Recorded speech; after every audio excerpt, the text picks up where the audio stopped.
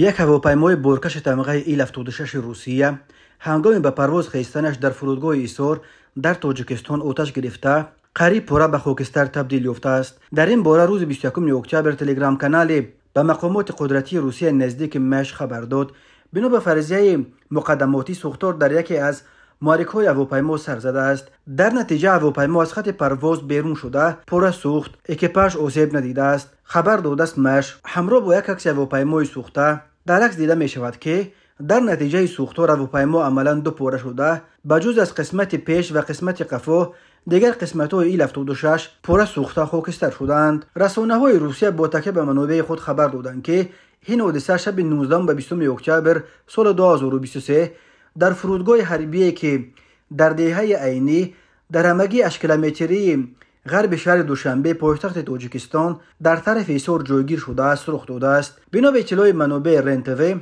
الکی بعد به او خیستن هواپیما اعضای اکیپاژ بلند شدن حرارت در یکی از محرک‌ها را مشاهده کردند. بعد چند محرک آتش گرفت، ولی به اکیپاژ میسر شده است که مواد سوخت هواپیما را عاجلا خالی کرده هواپیما را سر وقت در فرودگاه بنشانند. خبر داده است منبع رنتوی. نشریه روسی کامرسانت خبر داد که در داخل هواپیما 8 نفر بود، ولی آنها توانستند هنوز تا پوره آتش گرفتن آن از داخلش بیرون شوند و از این رو کسی در این حادثه آسیب ندیده است. درباره اینکه هواپیمای سوخته به کدام نیرو تعلق داشت و با چگونه باری به تاجیکستان آمده بود هنوز معلوماتی در دست نیست.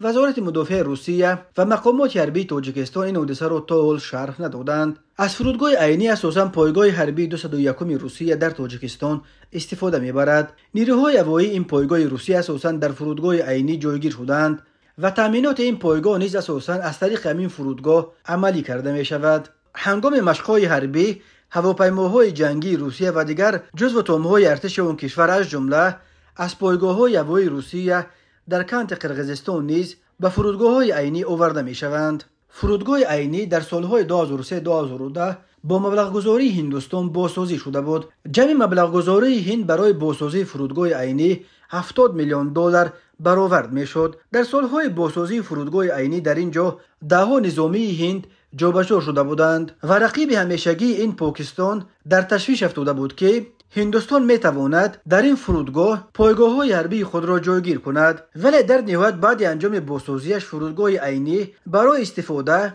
به پایگاه حربی روسیه داده شد. در این فرودگاه در کنار دوشنبه اویاتسای خیلی کمی قوه‌های مسلح تاجیکستان نیز جایگیر کرده می شود.